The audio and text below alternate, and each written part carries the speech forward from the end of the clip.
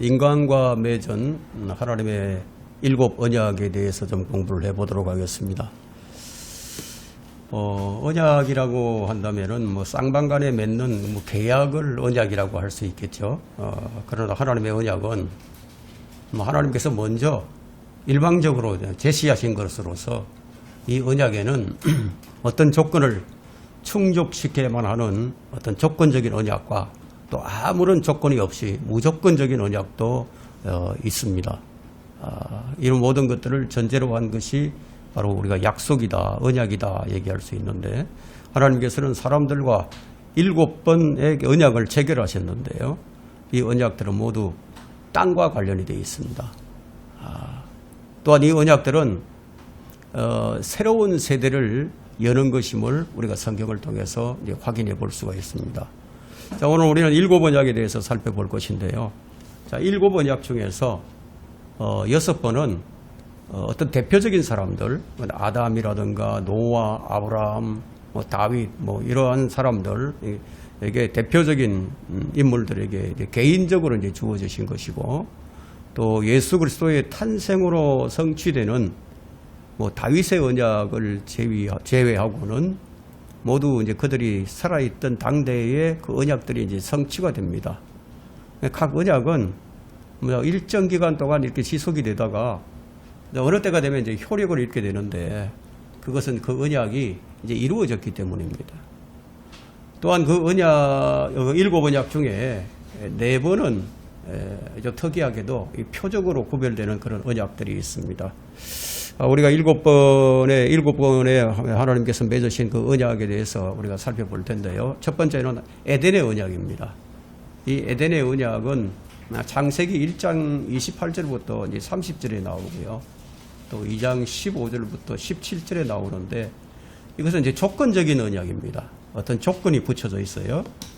이 언약은 이제 인간이 타락하기 이전에 에덴 동산에서 아담과 이브에게 주어졌던 이 언약인데, 우리는 이 세대를 가리켜서 순종에 전제한, 순종에 전제된 무죄 시대라고 부르고 있습니다. 우리 인간이 이제 무죄 시대가 있었던 거죠. 특정 인물 아담과 이브에게만 이 무죄 시대가 있었습니다. 그런데 이 에덴에서 체결된 언약은 7가지의 조건으로 이제 나타나게 되는데, 이 조건을 충족하지 못하게 되면 이 언약이 깨져버립니다. 언약이 깨진다는 거예요. 자, 조건 첫 번째는 뭐냐? 땅을 다시 채우는 거예요. 창세기 1장 28절 한번 보세요. 창세기 1장 28절.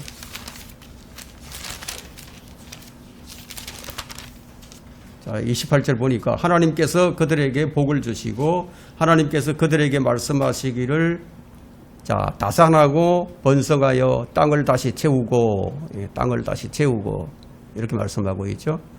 리프레니시, 땅을 다시 채운다. 자, 그럼 왜 땅을 다시 채우라고 말씀하셨을까요? 자, 그것은 우리가 창세기 1장 2절에서 발견되는 땅이 혼돈의 시기를 우리가 뭐라고 설명을 할 수는 없지만, 이 땅을 다시 채우라고 하는 것으로 볼 때, 아담이 이전에 이 땅에 어떤 생명체가 있지 않았느냐. 그 생명체가 있었는데 아마도 그 생명체가 물로 인해서 멸망한 것으로 추정해 볼 수는 있어요. 추정해 볼 수는 있다 이거예요. 자, 우리는 이것을 가리켜서 이제 간극 이론이라고 부르는데요. 여기서 발생하는 그런 이론이 2가지가 있는데, 원창조와 재창조 이론이 여기서 이제 발생을 합니다. 그래서 원창조와 재창조의 이론이 지금도 아주 첨예하게 대립이 되고 있는 것을 볼 수가 있습니다. 자, 조건 2번째는 뭐냐? 땅을 정복하라는 거예요. 땅을 정복하라. 땅을 다시 채우고 그것을 정복하라. 땅을 정복하라는 거죠. 이것은 정확히 무엇을 의미하는 것인지 우리가 정확하게는 알 수는 없지만, 인간의 필요를 충족시키기 위해서는 뭔가 있어야 되겠죠. 그죠? 빛도 있어야 되고, 열도 있어야 되고, 전기도 있어야 되고, 여러 가지가 있겠죠. 이런 것들을 좀 제어하라는 것으로도 이해할 수가 있을 겁니다. 그러나 여기서 이제 말하는 땅을 정복하는 것은 인간의 전쟁을 의미하는 것은 아닙니다. 전쟁을 통해서 뭐 땅을 정복하라 이런 뜻은 아니라는 것을 여러분들이 이해를 하시길 바랍니다. 세 번째 조건 세 번째는 동물들의 지배권을 갖는 거예요. 동물들. 거기 보니까 자 28절에 땅을 다시 채우고 그것을 정복하라. 그리고 바다의 고기와 공중의 새와 땅 위에서 움직이는 모든 생물을 다스리라. 그러니까 지배권을 갖는 거죠. 가축뿐이 아니고 맹수까지도 다스리는 것이 주어졌어요.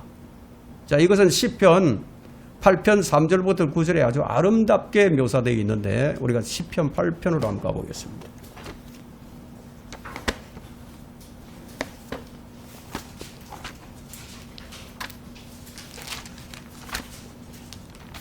시편 8편 자 3절부터 9절에 아름답게 표현됩니다. 주의 손가락으로 지으신 주의 하늘들과 주께서 정해놓으신 달과 별들을 내가 생각해보니 사람이 무엇이기에 주께서 그를 마음에 두시며 인자가 무엇이기에 주께서 그를 돌보시나이까. 주께서 그를 천사들보다 조금 낮게 지으셨으며 영화와 존귀로 그에게 관을 씌우셨나이다. 관을 씌웠다는 것은 뭘 의미하죠? 왕권을 의미합니다. 다스리는 것, 통치권을 얘기하는 거거든요.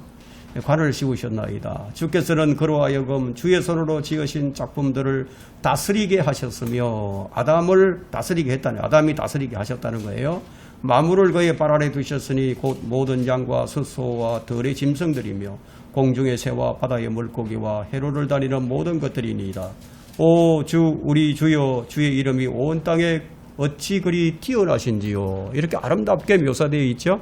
이것이 동물의 지배권을 갖는 것, 동물을 다스린다는 거예요. 자, 네 번째 조건은 음식물을 식물로 한정하고 있었습니다.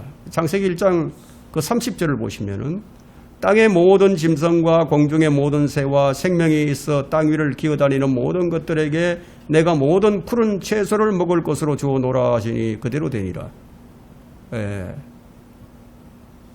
땅의 모든 짐승들이 푸른 채소를 먹었어요. 그러니까 음식물이 채소로 식물로 안정되는 것을 볼 수가 있습니다. 타락 이전에는 모든 동물이 식물을 먹이로 삼고 살았음을 볼 수가 있죠. 그러니까 약육강식의 정글의 법칙이 없는 시대였다는 거예요.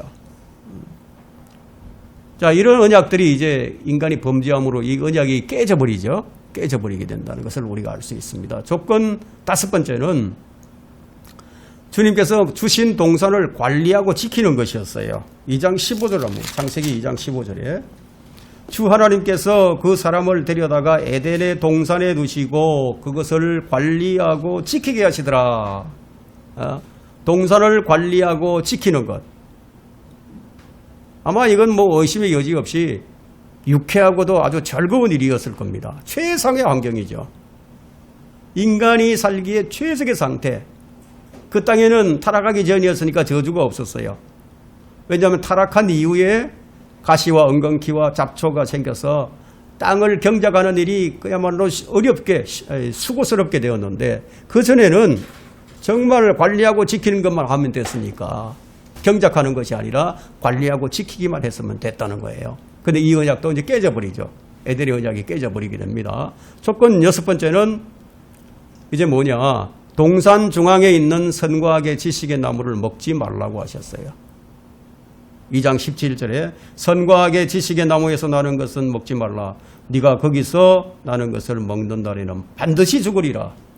먹는 날에, 그 날에 반드시 죽는다는 거예요. 이 사람은 어린아이와 같이 아주 천진난만하게 창조가 되었어요. 죄가 뭔지를 알지 못했어요. 만약에 그가 하나님께 순종을 했다면은 그 환경은 무죄한 상태로 계속 남아있을 것이죠. 남아있게 되었을 거예요. 그러나 결과적으로 이제 인간은 죄와 선과 악을 아는 그런 눈을 열게 하는 나무의 열매를 먹어버렸다. 그래서 그것을 먹는 순간에 이 언약이 전부 깨져버렸어요. 에덴의 언약이 깨져버렸어요. 그 인간은 이제 선과 악의 차이를 알게 된 겁니다. 어린아이들 보면 선과 악이 뭔지를 모르잖아요. 이제 선과 악의 차이를 알게 돼버렸다는 겁니다. 조건 7번째는 2장 17절에 나와 있는 대로 반드시 죽으리라 해요. 불순종에 대한 대가가 죽음이었다. 그러나 하나님께서는 은혜로 아담과 이브에게 아담의 언약으로 알려진 새로운 언약을 맺으시는 것을 우리가 볼 수 있습니다. 이제 이 두 번째 언약으로 우리가 넘어가 보겠습니다. 자, 아담의 언약인데, 이거 아담의 언약은 창세기 3장 14절부터 19절에 나오는데, 이것은 일방적인 언약이에요. 일방적인 언약. 자, 이 언약은 아담과 이브가 에덴에서 추방되기 전에 동산에서 하나님과 체결하신 거예요. 이 언약에는 조건이 없어요. 다만 저주와 약속으로 구성되어 있는 것을 볼 수 있습니다. 첫 번째 저주가 무엇인가를 우리가 살펴보도록 하겠습니다. 저주는 4개의 대상을 향해서 이제 내려졌는데, 첫 번째는 뱀과 관련하여서 내려진 저주가 있습니다. 뱀의 정체가 뭐냐? 뱀의 정체. 뱀의 정체는 사탄이죠. 이 사탄이 가장 아름다운 피조물로 창조를 되었지만 지금은 가장 혐오스러운 파충류가 되어버렸죠.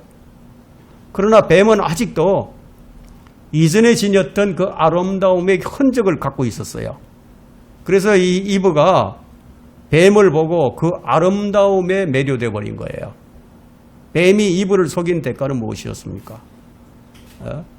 뱀이 죽을 때까지 배로 기어다니는 것, 흙을 먹는 저주를 받게 되죠. 창세기 3장 14절 15절 봅니다. 주 하나님께서 그 뱀에게 말씀하시기를 네가 이것을 행하였으니 너는 모든 가축과 들의 모든 짐승보다 저주를 받아 네 배로 다닐 것이며 네 평생토록 흙을 먹을지니라. 내가 너와 여자 사이에 또 네 씨와 그녀 씨 사이에 적기를 두리니 그녀의 씨는 너의 머리를 부술 것이요 너는 그의 발꿈치를 부술 것이니라고 하시고 이 말씀을 주셨죠. 자, 이렇게 뱀에게 내려진 저주가 있고, 두 번째는 여자와 관련해서 내려진 저주가 있어요. 16절이에요. 여자에게 말씀하시기를 내가 너의 고통과 너의 임신을 크게 늘리리니 네가 고통 가운데서 자식들을 낳을 것이요 너의 바람은 네 남편에게 있을 것이니 남편이 너를 주관할 것이라 하시더라. 그러면 이전에는 이렇지 않았다는 거죠. 저주가 내려지기 전에는. 그런데 저주가 내려지니까 이제 이렇게 되었다는 겁니다. 자, 그녀의 위치가 뭐 세 가지 측면에서 아주 현저하게 변해버렸는데 임신이 많이 늘어났다는 거예요. 그럼 임신이 크게 늘린다는 말은 한꺼번에 여러 명의 자녀를 낳을 수도 있다는 그런 뜻이 되겠죠. 땅을 신속하게 다시 채우기 위해서는 아마 뭐 그런 방법이 필연적이었을 겁니다. 자, 자식을 많이 낳아야 되니까요. 그래서 이 여자에게 내리진 그 저주는 해산의 고통을 갖게 되었다. 해산의 고통. 저주가 내리지지 않았다면 해산의 고통이 없었겠죠. 아이를 낳는 고통이 없었을 텐데 이제 아이를 낳는 고통이 생겼다. 어머니로서의 사는 삶은 만약에 저주를 받지 않았다면 어머니로서의 사는 삶은 기쁘고 즐거운 것이 되었을 겁니다. 그런데 그렇지가 이제 못하게 되었죠. 세 번째는 남자의 지배를 받게 되었다는 겁니다. 여자는 남자를 돕는 배필로 이제 창조가 되었어요. 그러나 여자는 남자의 타락 원인이 됨으로써 이제 남자의 지배를 받게 되어버린 겁니다. 이렇게 여자와 관련해서 내려진 저주를 우리가 세 가지로 살펴봤습니다. 그러면 남자와 관련해서 내려진 저주는 뭘까요? 남자와 관련해서 이 땅이 남자로 인해서 저주를 받게 됩니다. 17절을 한번 보세요. 또 하나님께서 아담에게 말씀하시기를 네가 네 아내의 음성에 경청한 까닭에 아내의 음성에 경청한 까닭에 내가 너에게 네게 명하여 말하기를 너는 그것을 먹지 말라고 한 그 나무의 열매를 먹었으니 너로 인하여 땅은 저주를 받고 너는 너의 전생애 동안 고통 중에서 그 소산을 먹으리라. 이렇게 됐죠? 자, 보세요. 땅이 남자로 인해서 저주를 받았어요. 동산을 지키는 일이 참으로 즐거운 일이었는데 이제는 그게 언약이 깨져버리고 이제는 얼굴에 땀을 흘리고 열심히 일해야만 땅으로부터 소득을 얻어서 삶을 유지할 수 있게 되어버린 거예요. 땅이 남자로 인해서 저주를 받았다. 여러분 이걸 기억하시기 바라요. 그 다음에 네 번째는 땅과 관련하여 내려진 저주가 있습니다. 땅과 관련해서 자, 저주를 받기 전에 땅은 어떻습니까? 가시와 은근키를 내지 않았어요. 많은 먹을 수 있는 소산물들을 냈었는데 그런데 이제 저주를 받은 이후에는 가시와 은근키를 내게 돼버렸어요. 18절에 보세요. 또 땅은 네게 가시나무와 은근키를 낼 것이요 너는 들의 채소를 먹을 것이며 네가 땅으로 돌아갈 때까지 네 얼굴에 땀을 흘려야 빵을 먹으리니 이는 네가 땅에서 취해졌습니다. 너는 흙이니 흙으로 돌아갈 것이니라 하시니라. 자,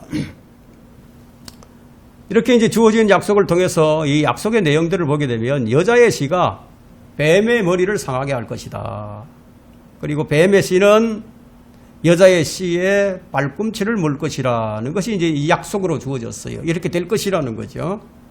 자, 이것은 여자의 씨로 오신 예수 그리스도께서 세상을 사탄의 권세로부터 구해내시고 땅과 인류를 타락 이전의 상태로 회복시키실 것이라는 그런 약속입니다. 이런 것들이 이제 포함이 되어 있는 거죠. 자, 이제 우리가 세 번째로 살펴볼 언약은 노아의 언약입니다. 노아의 언약은 무조건적인 언약이에요. 어떤 조건이 없어요. 자, 이 시대는 양심 시대로서 그 자신의 그 악함을 증명하는 시대였습니다.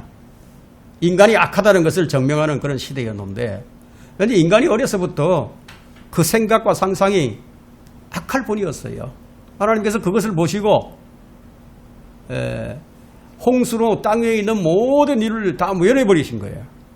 그리고 노아와 그의 가족들 8명만을 이제 구하셨죠.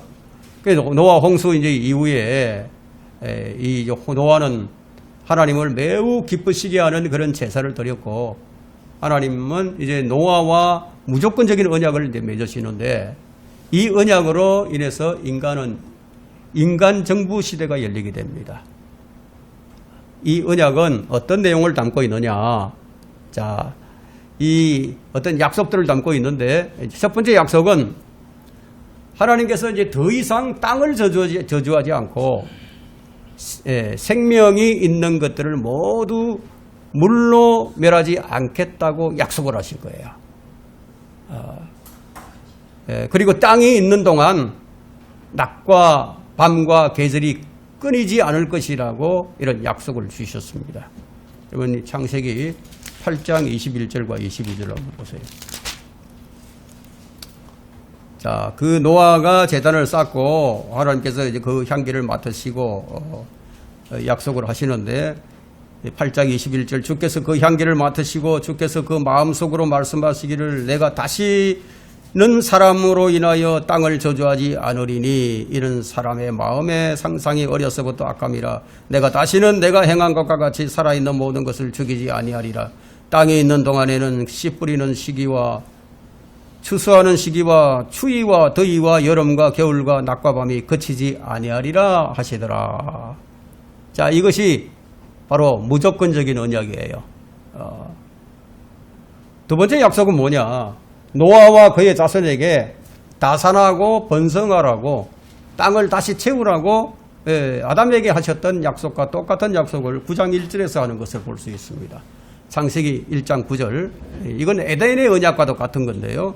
하나님께서 노아와 그의 아들들에게 복을 주시며 그들에게 말씀하시기를 다산하고 번성하여 땅을 다시 채우라. 땅을 다시 채우라. 아담에게 하셨던 약속과 똑같으죠. 땅을 다시 채우라. 세 번째 약속은 그들은 이전처럼 이제 동물들을 다스리게 되었습니다. 에덴의 약속과도 같아요. 보세요. 9장 2절과 3절 보세요. 너희를 두려워함과 너희를 무서워함이 땅의 모든 짐승들과 공중의 모든 새들과 땅 위에서 움직이는 모든 것들과 바다의 모든 고기들에게 미치리니 그들이 너희 손에 넘겨졌습니다. 모든 동물들, 살아 움직이는 동물들은 노아에게 너희 손에 넘어졌다. 노아에게 넘겨졌다는 거예요.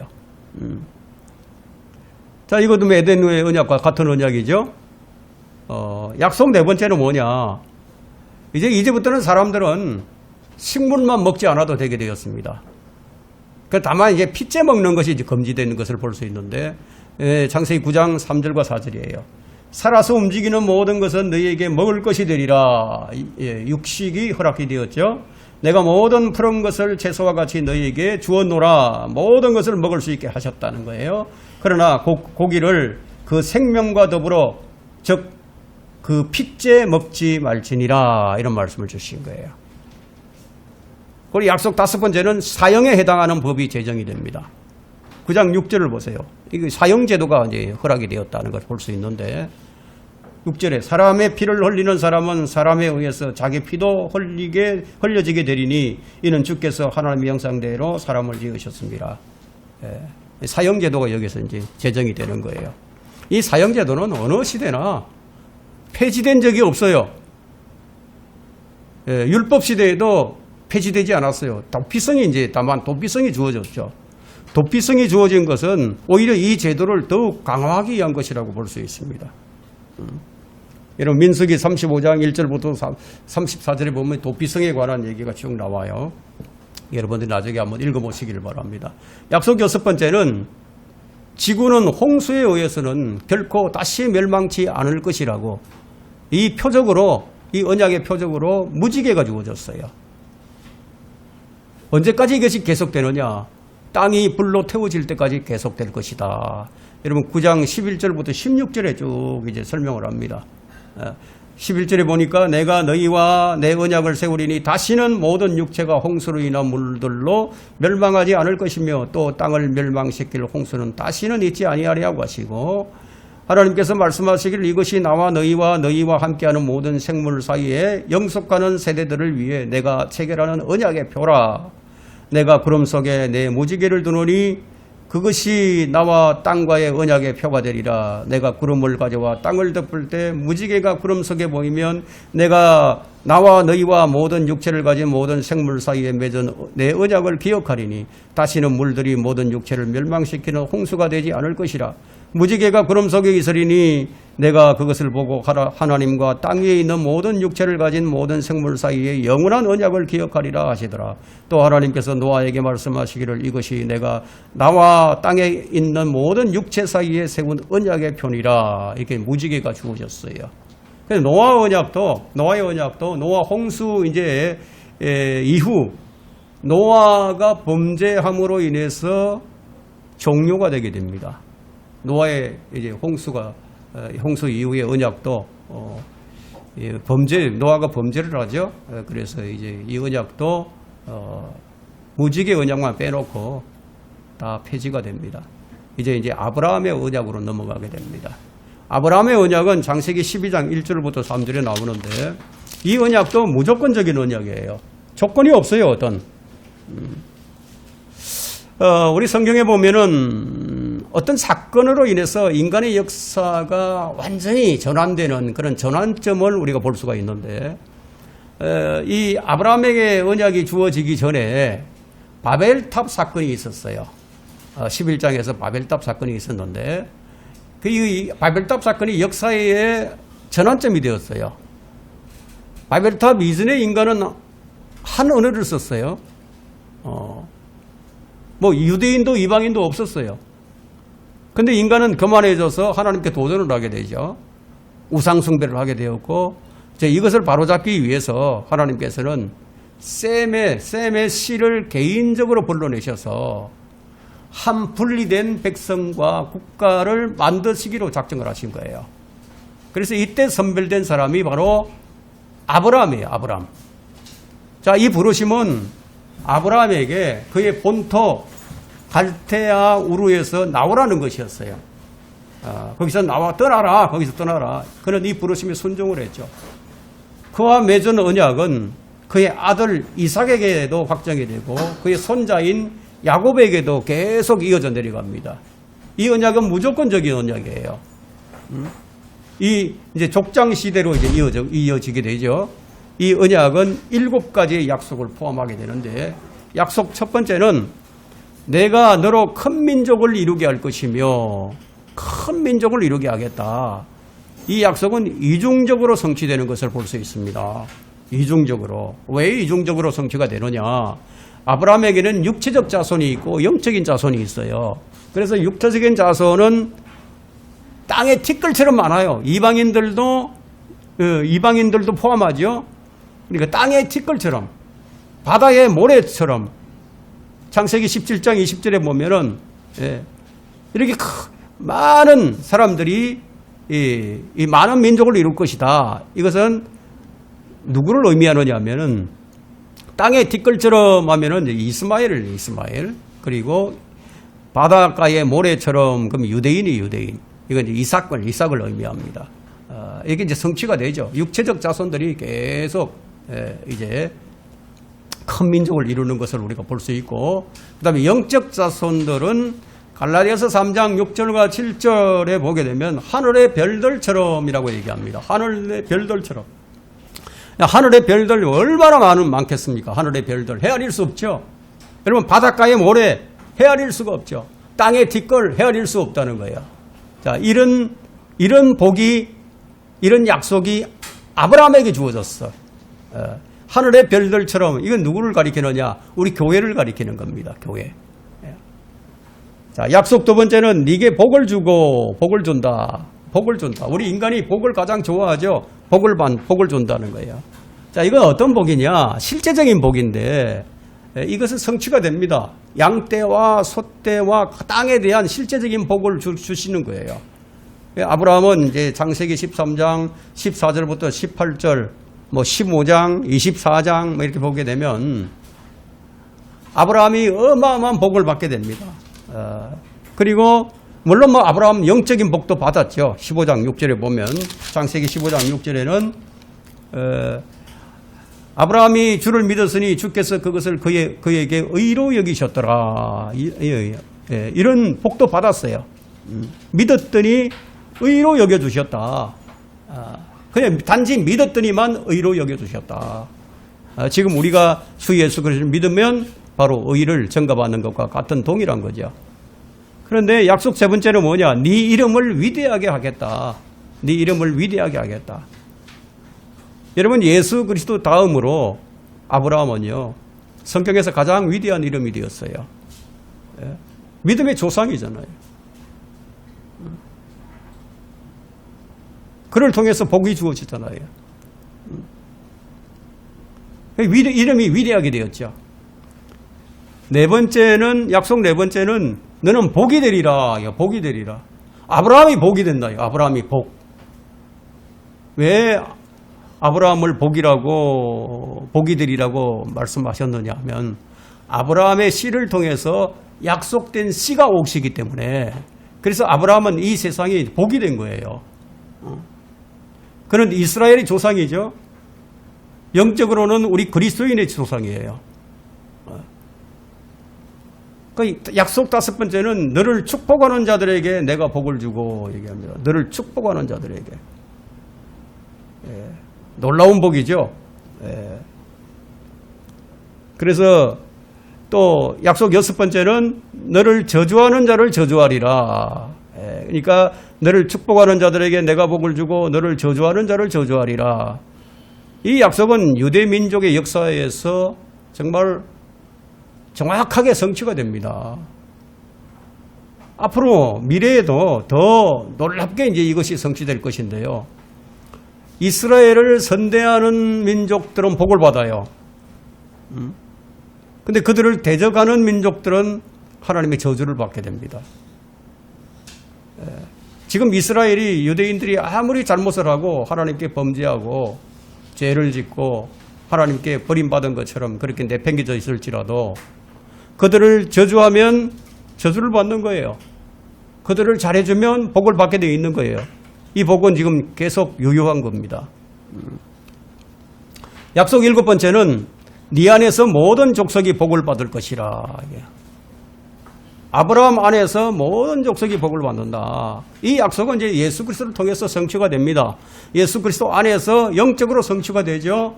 그리고 실제적으로는 천년왕국에서 이방 민족들이 이스라엘의 복에 참여함으로써 이거 역시 문자적으로 성취가 됩니다. 이런 약속들이 이제 주어진 거죠. 그래서 아브라함이 이삭을 제물로 드리는 일에서 그의 믿음이 시험을 받은 후로 이 언약은 재확인되고 확정이 되게 되는 것을 우리가 창세기 22장 15절부터 18절에서 발견할 수 있습니다. 22장 15절부터 18절. 주의 천사가 하늘로부터 두 번째로 아브라함을 불러 말하기를 주가 말하노라 내가 스스로 맹세하노라. 스스로 하나님께서 내가 스스로 맹세한다는 거죠. 이는 내가 네가 이같이 행하여 네 아들 곧 네 독자를 아끼지 아니하였음이니 복으로 내가 네게 복을 주고 번성으로 내가 너의 씨를 하늘의 별들처럼 또 바닷가의 모래처럼 번성케 하리니 네 씨가 그의 원수들의 문을 차지하리라.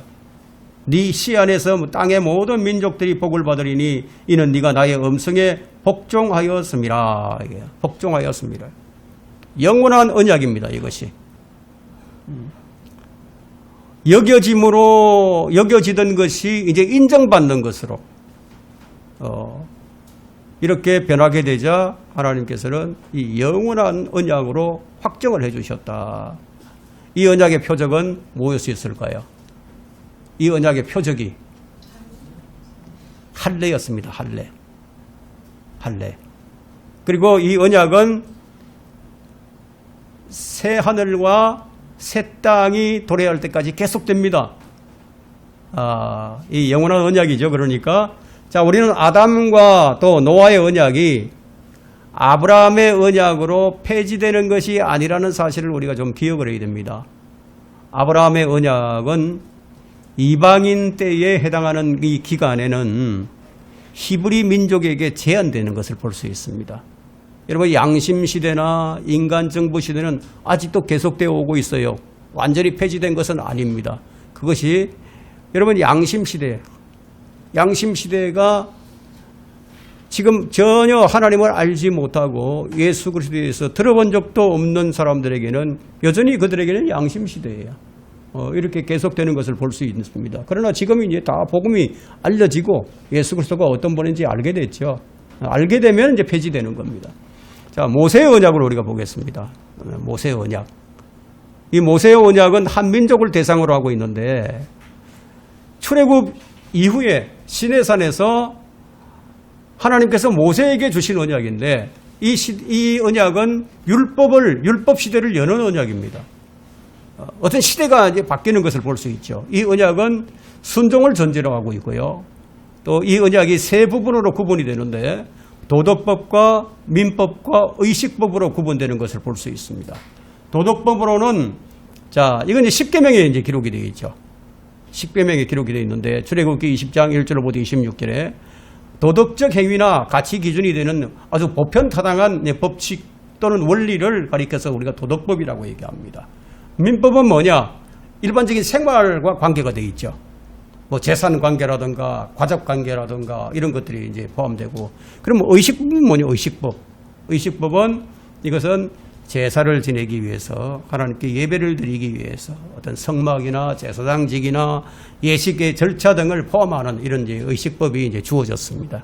이 언약은 계속 지켜지다가 유대인들에 의해서 계속 지켜져 왔어요. 그런데 AD 70년에 예루살렘이 완전히 멸망하게 됩니다.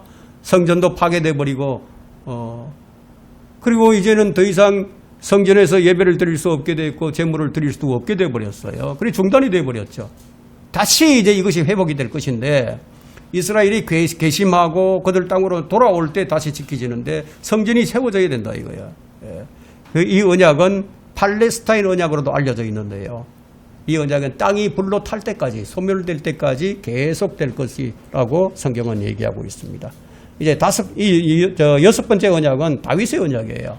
다윗의 언약은 무조건적인 언약인데 나단 선지자를 통해서 다윗에게 주어진 언약입니다. 이 언약은 누가복음 1장 22절과 33절에 22절 33절의 말씀대로 메시아 그리스도께서 다윗의 씨로 오신다는 약속이 이 다윗의 언약입니다. 이건 유대인과 관계가 있는데 이스라엘의 실제적인 회복과 관련이 있어요. 이것이. 자, 이것은 실제적이고 문자적이고 눈에 보이는 다윗의 보좌에서 메시아가 실제로 이 땅을 다스린다는 그런 언약입니다. 이 언약에는 4가지 약속이 포함되고 있는데 첫 번째 약속 1번은 다윗의 집. 여러분 사무엘하 7장을 한번 가보겠습니다. 시간이 많이 지나갔기 때문에 좀 빨리 하도록 하겠습니다. 사무엘하 7장인데 여러분 7장 전체를 다 읽어볼 수는 없고요. 여러분들이 7장 4절로부터 17절에 나와 있는 이것을 보면 이 다윗의 언약이 어떤 것인지 볼 수가 있습니다. 다윗의 집에 대한 언약이에요. 다윗의 자손은 결코 멸망당하지 않을 것이라는 약속이에요. 그리고 다윗의 보좌, 다윗의 왕국은 결코 멸망당하지 않을 것이다. 지금 현재는 잠깐 멈춰져 있는 상태지만 다시 세워질 것이라는 겁니다. 다윗의 집에서 나온 한 왕이 멸류관 왕관을 쓰고 보좌에 앉을 것이다. 이것이 마태복음 27장 29절에 기록이 되어 있죠. 여러분은 왕국을 받아서 그분은 왕국을 받아서 이스라엘의 형벌이 끝났을 때 다시 돌아온다는 거예요. 대환란 끝에 돌아오게 된다. 그때 다윗의 아들이신 그분이 왕국을 회복시킬 것을 얘기하고 있습니다. 그 왕국이 바로 천년왕국이다. 그리고 세 번째 약속은 다윗의 왕국인데요. 천년왕국이죠. 다윗의 아들이 지상에서 다스릴 통치 영역은 천년왕국 전체가 될 것입니다. 왜냐하면 시편 72편 8절에는 그가 또한 바다의 끝에서 끝까지 다스릴 것이요 강에서부터 땅의 끝까지 다스리리라. 전 세계를 다스린다는, 전 지구를 다스린다는 겁니다. 네 번째 약속은 영원히 경고할 것이다. 사무엘하 7장 16절에 영원히 경고할 것이다. 네 집과 네 왕국이 네 앞에서 영원히 서리라. 네 보좌가 영원히 서리라. 예수 그리스도의 통치는 영원하다는 것을 여기서 우리가 알 수 있습니다. 이 언약의 표적은 한 아들로 주어지는 거예요. 한 아들. 다윗의 언약은 한 아들로 주어진다. 그분이 바로 예수 그리스도다. 그 다음에 팔레스타인의 언약이 있어요. 이건 조건적인 언약입니다. 이건 모세를 통해서 주어졌는데 이스라엘의 회개를 전제로 하는 그런 조건적인 언약인데, 자, 이스라엘이 범죄하면 쫓겨나고 그 땅에서 이스라엘이 회개하면은 그 땅으로 다시 돌아오고, 이게 팔레스타인 언약이에요. 복과 저주의 언약입니다. 이 신명기 28장부터 30장까지 이 복과 저주의 언약, 팔레스타인 언약으로 얘기합니다. 추가적으로 한 언약을 더 포함시킨다면은 새 언약이에요. 새 언약. 새 언약은 이건 무조건적인 언약인데 이 언약은 예레미야서에 기록이 되어 있고 히브리서 8장에도 기록이 되어 있습니다. 여러분 히브리서 8장 8절로 한번 가보겠습니다. 히브리서 8장 8절에 거기에는 이스라엘과 다시 맺으시는 새 언약이 나와 있습니다. 자, 이 언약은 이스라엘 집과 유다 집과 더불어 맺게 될 새 언약인데 8장 8절에 그들에게서 허물을 발견하고 그가 말씀하시기를 보라 그날들이 오리라 주가 말하노라 내가 이스라엘 집과 유다 집과 더불어 새 언약을 맺으리라. 새 언약을 다시 맺는다는 거예요. 자, 이 언약은 아직 맺어지지 않았어요. 예레미야 31장 31절로부터 37절에 이제 언급하고 있는 이 언약은 무조건적인 언약인데 천년왕국을 포함하고 있고 새하늘과 새 땅도 포함하고 있습니다. 이 언약에서 주님께서 이스라엘과 유다 집의 죄와 불법을 다시는 기억하지 않을 것이다. 기억하지 않는다는 거예요. 그리고 이 언약이 실행되는 천년왕국 때에는 모든 사람이 주님을 알기 때문에 복음을 전파할 필요가 없어요. 마치 물이 바다를 덮음같이 땅이 주의 영광과 지식으로 가득 채워질 것이기 때문에 가르칠 필요도 없어요. 이 언약은 교회와는 아무런 상관이 없고 오직 유대인과만 관련이 있다. 이 언약이 바로 새 언약입니다. 이 언약은 대환란 끝에 예수님이 재림하셔서 이제 천년왕국을 세우고 이스라엘과 맺으시는 새 언약인 것을 여러분들이 기억하시길 바랍니다. 오늘 이렇게 우리가 7가지 언약을 다 살펴봤습니다.